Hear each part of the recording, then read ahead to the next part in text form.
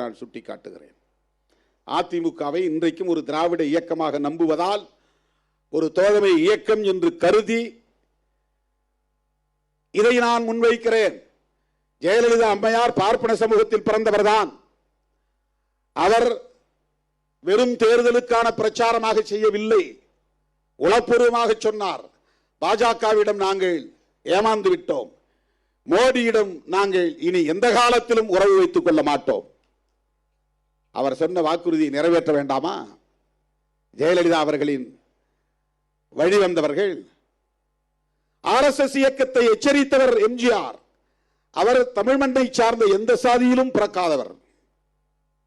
இந்த சாதியில் நான் ஓபிசி அல்லது எம்பிசி அல்லது ஷெட்யூல் காஸ்ட் அப்படின்னு சொல்லக்கூடிய எந்த பட்டியலுக்குள்ளும் வராதவர் எம்ஜிஆர்.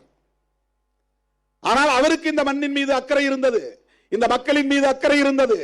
பெரியார்